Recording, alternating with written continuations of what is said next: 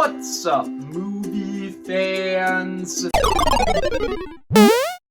Guys, I'm just gonna get this disclaimer out of the way right at the start of the video. I got braces recently, and with those braces, I also had to get an expander at the top of my mouth, which makes it very difficult to talk. So, I have a very noticeable lisp, and that's something that you're definitely going to hear today. However, I wanted to get this video out as soon as possible, so this lisp is just something that both you and I are going to have to deal with today, even though it makes me sound like more of a nerd than I have ever sounded like before. Anyway, you guys know what we're doing today. I do this video every year. I am going to be ranking all 22 movies that I saw in 2024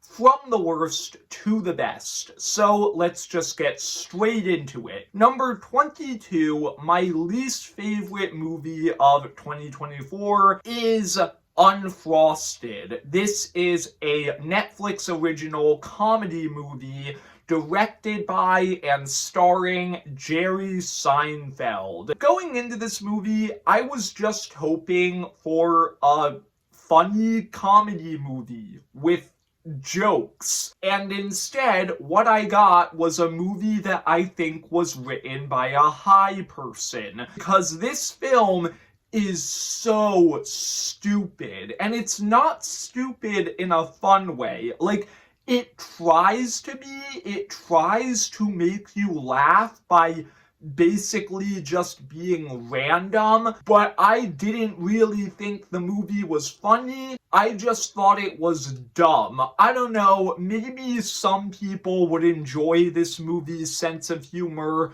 but I just really didn't, so it easily has to be my least favorite movie of the year. Number 21, Rebel Moon Part 2, The Scargiver. This is the sequel to Zack Snyder's Rebel Moon, which is a movie that I talked about in last year's annual ranking video. That movie was a film that I thought was way too long. I said that I thought it was incredibly boring and repetitive, and I said that about 60% of the movie could have been cut. What do you know? I have the same exact opinions on Rebel Moon Part 2.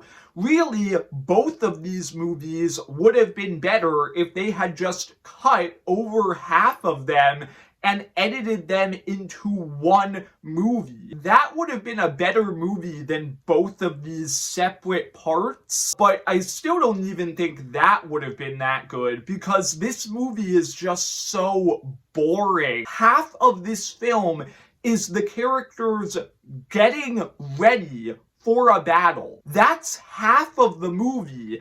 And beyond that, I just really didn't care about the characters. The second half of the movie is entirely action, but I just couldn't bring myself to care about any of it. So yeah, this was just an incredibly boring movie. Maybe the director's cut is better. I don't know, and I never will know, because I am not wasting any more hours of my life watching Rebel Moon. Number 20, Joker Folie à Deux. This is a movie that really disappointed a lot of people in 2024. Truth be told, this movie didn't disappoint me as much, because I barely had any hope for this movie to begin with. I always thought that the idea of a Joker sequel was always kind of dumb. Like, that was very clearly meant to be a standalone movie. Yeah, this film just feels incredibly unnecessary. No joke, half of Joker 2 is just characters recapping what happened in the first movie. It's just an incredibly boring film. It feels like it adds nothing to the first film, and by the time you get to the end, it actively subtracts from the first film. A ton of people have pointed out that this movie is actively antagonistic towards its own fans. This movie makes fun of fans of the first movie, which is just incredibly stupid. And then beyond that, this movie is a musical, and it doesn't even do anything fun with that concept. I like musicals. I think that that could have been cool if they had really gone all out with the weirdness there. But no, this movie has some of the most boring musical sequences that I have ever seen in a film. Yeah, I feel like this movie just failed at everything that it was trying to do. Number 19, Trap. This is a new M. Night Shyamalan movie that came out last year that is all about a serial killer. And a lot of people really didn't like this movie. Truth be told, I thought that some of it was fun. In particular, I thought that the main character was actually a ton of fun to watch. Throughout the movie, he's kind of acting like this incredibly friendly person, even though you can tell that deep down he is a terrible psychopath. And then in the second half of the movie, he kind of drops the act and like goes full villain. And I actually did really enjoy his performance. But from a story perspective, this movie is pretty stupid. A lot of the things that happen are just incredibly illogical. So it's not a terrible movie. I didn't hate it, but it's definitely not a good movie. Number 18, Ghostbusters Frozen Empire. This is a movie that I've already talked about on my channel. I think that my opinion on this movie in the past few months has actually gone down a little bit more, just because I think that this is an incredibly messy and overstuffed film. Like, there's just too many characters and plot lines in this movie, and that makes it very, very hard to latch on to any of them. And as a result, this is one of the most forgettable movies that I saw in 2024. Now, I still think that the movie is fun. There's a novelty to getting to see the original Ghostbusters again, and also getting to see them interact with the new Ghostbusters. But still, otherwise, I think that this is a pretty disappointing film. Number 17, the Justice League Crisis on Infinite Earths trilogy. I decided to group all three of these movies together. This is a trilogy of films that came out over the course of the year, and this trilogy is intended to be the conclusion to the DC Tomorrowverse, which is the animated continuity that DC has been doing for the past couple of years. I have been incredibly mixed on the DC Tomorrowverse ever since it started, and I'm also incredibly mixed on this movie. I thought the film had its moments, like there are some conclusions to certain character arcs that I thought were kind of cool. There were some multiversal fun moments that I thought were fun. But this trilogy also has an incredibly weird structure to it, where parts 1 and 2 do these weird flashbacks to scenes in the past of certain characters developing their origin stories, and there's an entire section in part 1 about the origin of the Justice League. And that's weird. If you wanted to explore that stuff in this universe, the right time to do it would have been 5 movies ago, not in your big finale. So as a result, I thought that that really hindered my enjoyment of this trilogy. It still has its moments, but overall, I really don't think I'm going to remember anything from this DC Tomorrowverse except for Batman The Long Halloween. Number 16, Godzilla x Kong The New Empire. This is probably one of the dumbest movies I saw in 2024 from a story perspective. But that doesn't really matter to me when I'm watching these MonsterVerse movies. What I'm really looking for is, did I have fun with the monster action? And I did. This isn't the type of movie that I go into looking for great characters or great stories. I'm just looking to enjoy a dumb, turn your brain off and watch movie. And this film gave me that. Number 15, Kung Fu Panda 4. I thought that this movie was actually a lot of fun. I thought that the story was compelling enough. I enjoyed Jack Black giving us another one of these Kung Fu Panda movies. I thought that there was some cool action in there. I thought it was funny. But this movie is incredibly disappointing when you compare it to the first three Kung Fu Panda movies, which I did in a ranking list in 2024. I still don't think the movie is bad. I don't think it's as bad as a lot of people online were making it out to be, but it's definitely not as good as the original trilogy. Number 14, Beetlejuice. This is when we really cross over into the movies that I actually did really enjoy this year. I made a full review of this movie, and since that review, my opinion of the movie has basically stayed the same. I really enjoyed it. I thought that this was actually a great legacy sequel that kind of just expands on what I liked about the first movie. Like, the first movie is a chaotic, funny, kind of horror comedy movie, and I would say that this movie captured its energy while also expanding on the world a little bit, adding more elements to the lore. You get more added backstory to Beetlejuice as a character. They develop Lydia more in this movie. Like, I think this is a solid legacy sequel, and I know a lot of people complained that this movie had too much going on with it.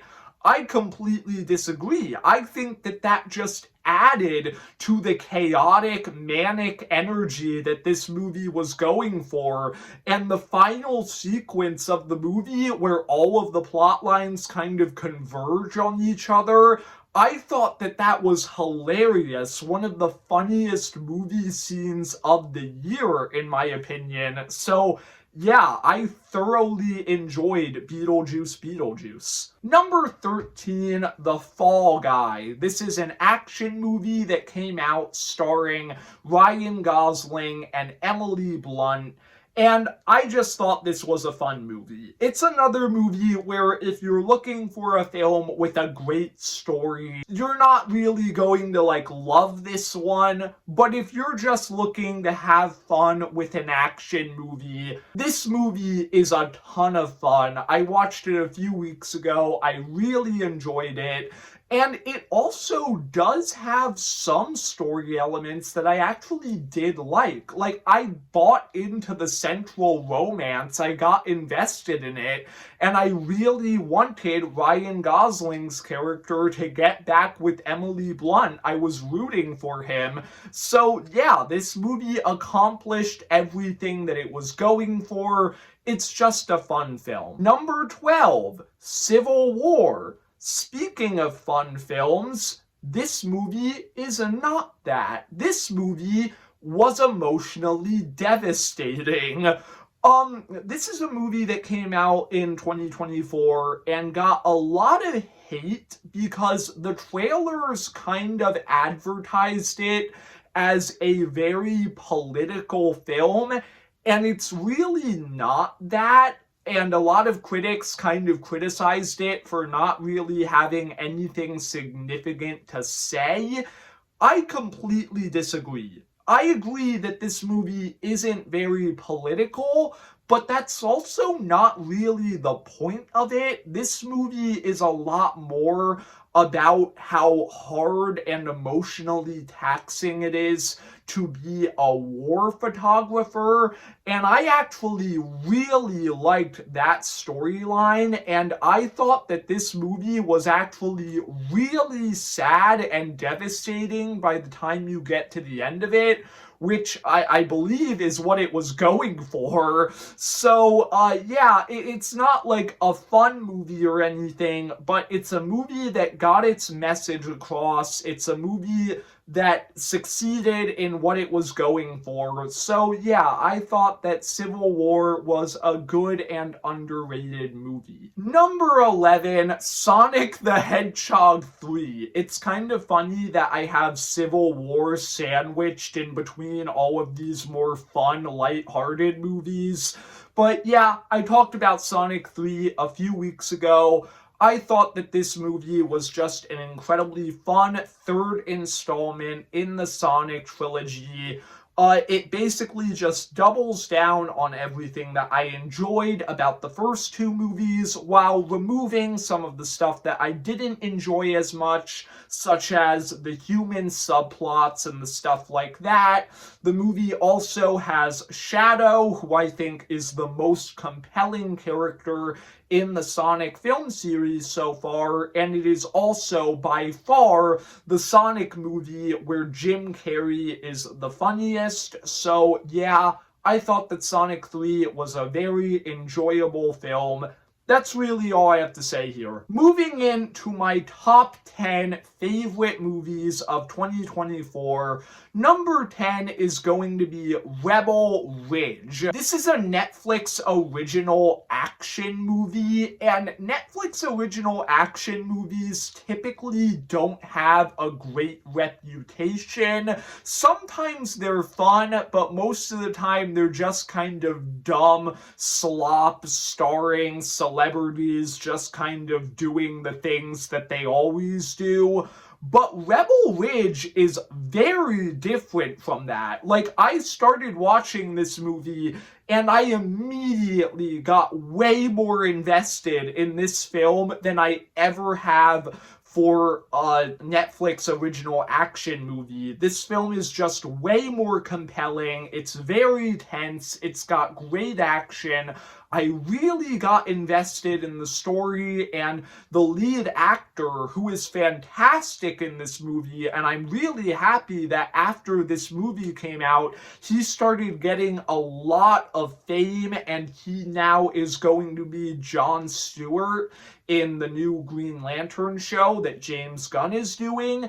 That's really cool. I'm really happy for him. Like, yeah, this is just a great action movie, way better than any other Netflix original action movie that I have ever seen before. So if you haven't checked this movie out, I would highly recommend it. Number 9, Deadpool and Wolverine. Now, this movie doesn't really have a great story, and I'm not going to act like it does. That's not why this movie is this high on the list. This movie is this high on the list because it is one of the most entertaining movies that I watched in 2024. I had a great time with this film. This film gave fans the Ryan Reynolds Deadpool and Hugh Jackman Wolverine buddy comedy that we wanted, and it was just incredibly enjoyable. It's very funny. It goes to some incredibly ridiculous places with the multiverse, but I really enjoyed it. I enjoyed all of the cameos. I thought that those were a lot of fun, and I liked the fact that this movie kind of came across as a tribute to the early 2000s era of Marvel movies.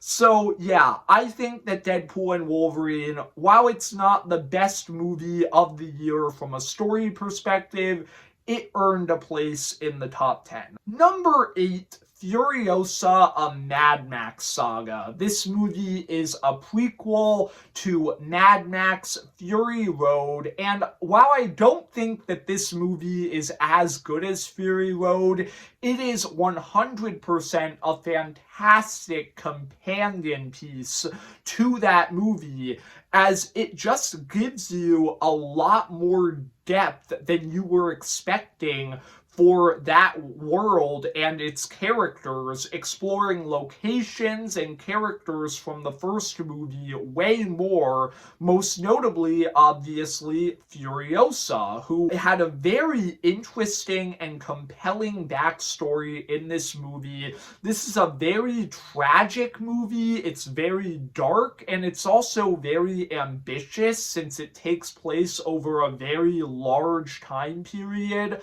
I thought that Anya Taylor-Joy's performance as Furiosa was fantastic. She barely talks in the movie, but she's able to get so much to the audience through her facial performance. And then the best part of this movie, I think, is the villain, Dementus, played by Chris Hemsworth. He genuinely has one of my favorite villain performances of the year. Honestly, probably one of my favorite performances of the year. He was just a fantastic, scary, interesting villain, and it's one of the best Chris Hemsworth performances that I've ever seen. So yeah, I really enjoyed Furiosa. I thought that this was a great prequel to Mad Max Fury Road. Number 7, Young Woman and the Sea. This is a movie that came out on Disney Plus this year, and it kind of got overlooked by a lot of people. I didn't see a lot of people talking about it, not a lot of people reviewed it, but I thought that this was a really good movie. This is a movie all about Gertrude Ederle, the first woman to ever cross the English Channel, portrayed by Daisy Ridley, and I thought that this movie just did a great job telling her story. It is a very inspiring and uplifting film, as you see all of the obstacles that she had to go through in order to do something that everybody told her she couldn't do, and you see how she was able to overcome them.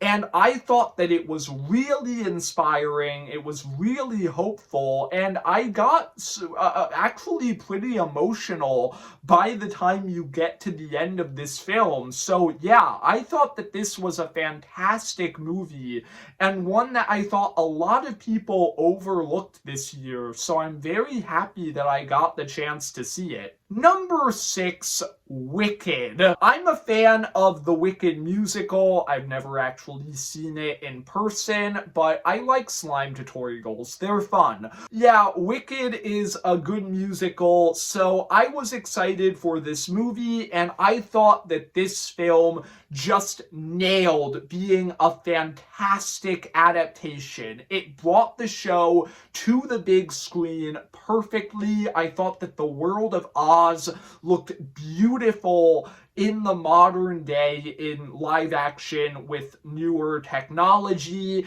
And then this movie also just gets the story of Wicked across so well. I thought that Cynthia Erivo and Ariana Grande were fantastic in this movie. They really managed to sell the connection of Elphaba and Glinda, and I thought that their performances were some of my favorite of the year. They got me to actually really feel this connection, and I got emotional at some points. And then the musical numbers in this movie are also just incredible. They're brought to life so perfectly with amazing choreography. Joker 2 wishes that it had musical numbers like this. This is just a fantastic film that I absolutely loved in 2024. Number 5, Transformers 1. Now, I will be completely honest here, I'm not the biggest Transformers fan. I actually used to be when I was a kid.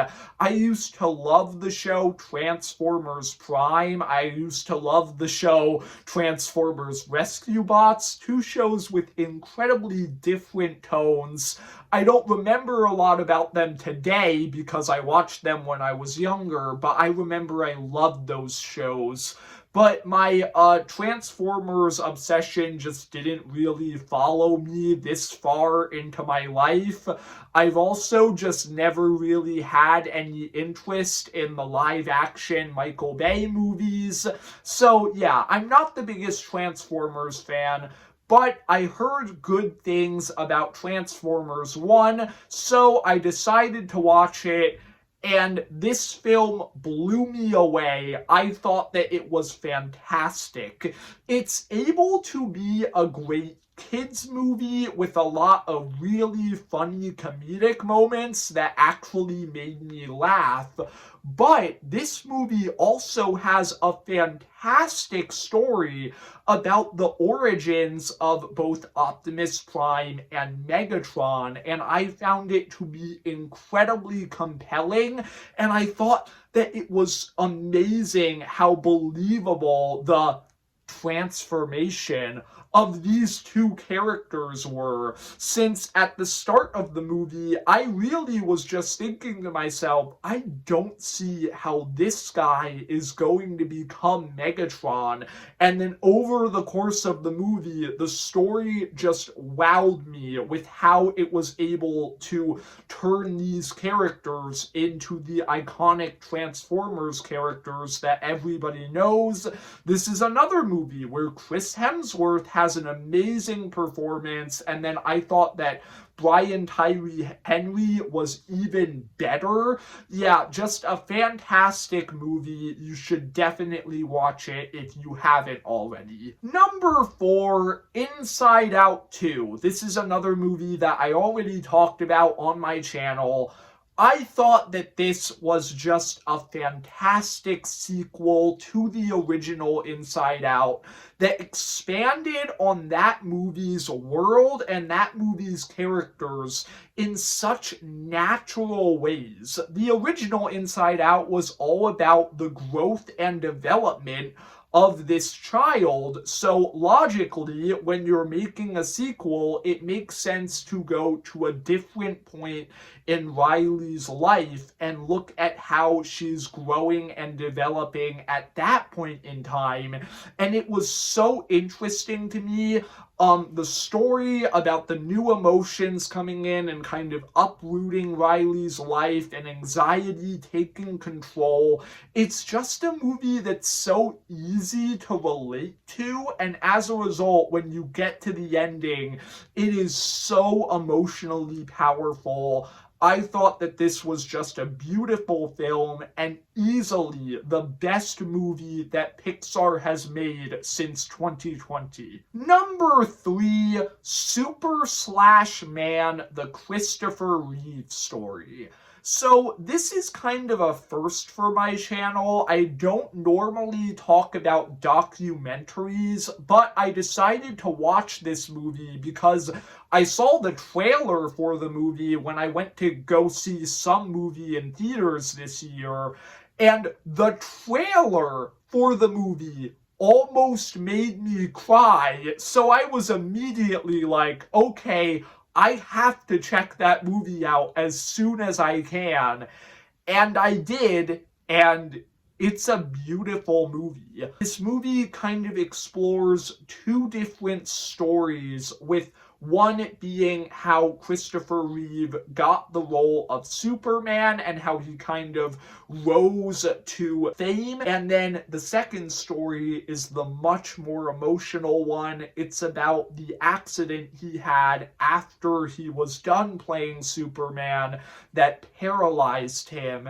And it's all told from the perspective of people who knew Christopher Reeve, like his family and his friends, and I thought that it was a really powerful look at this one man's life, and I really enjoyed this film. I would highly recommend it to anybody who is a fan of Superman, anybody who's a fan of Christopher Reeve, and just people in general. It's a great documentary. Number 2, The Wild Robot. This is actually a movie that I kind of went out of my way to get for this list. It was the last movie that I watched for this list, and that's because I heard a lot of people saying that it is one of the best movies of the year. And yeah, they are 100% right, because this movie is a masterpiece. This film is the film that got me the most emotional in 2024. Like, this is a beautiful film. On the one hand, it's just a really fun kids movie about a robot making friends with a bunch of animals. But on the other hand, this is a really touching story about parenting, since this movie is all about this robot, Roz, being forced to take in this baby bird and learn how to be its mother.